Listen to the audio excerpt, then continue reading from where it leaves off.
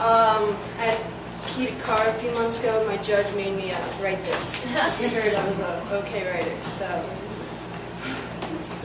There I had sat, my practice smirk, designed to distract and mislead my creditors, in the most feral section of the lunchroom. Trevor told me to sit there. He said that I would fit in perfectly. Those 10 minutes had made me feel as if I grew horns and that my nose had disappeared. People stared into the gaping hole in my face and read every thought that whipped through my consciousness.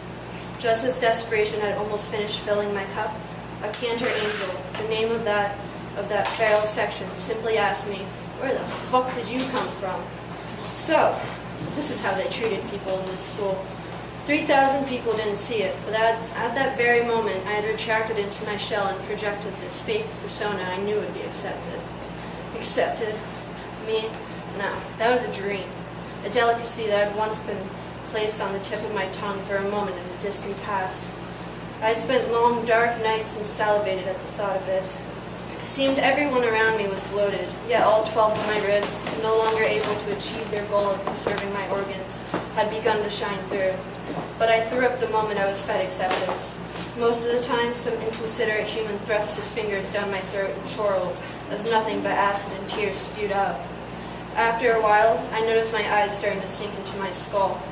I was so starved that my heart shuddered with palpitations.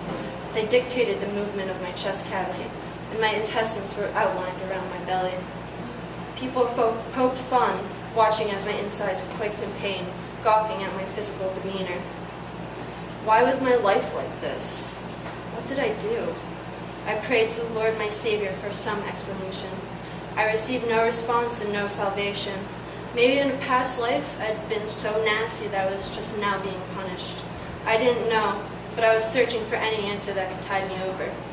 None came. But someone came. She took guardianship over my soul and proceeded to validate my nightmare. She hurled my heart back at my feet and left me to stand, staring down at it in pieces in front of me. I was left in solitude, and I felt the universe crushing on me, as if the big crunch all those Harvard and University of California Berkeley scientists had predicted actually came true. Alas, she had come back, and just as a piece had connected back together and a shred of hope reappeared, she danced on it until it was in disrepair. I dropped to the ground, and glass cut into my hands and knees.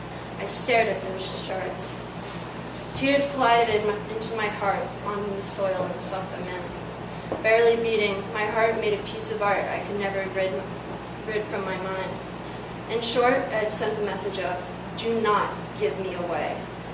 From then on, anyone required an ice pick and perseverance to chip past the chilled circumference of my soul. I couldn't help myself. Habit ruled over my desires. I walked the halls, stuck in my world, anguish, rap, and metal seeping from my headphones into my brain.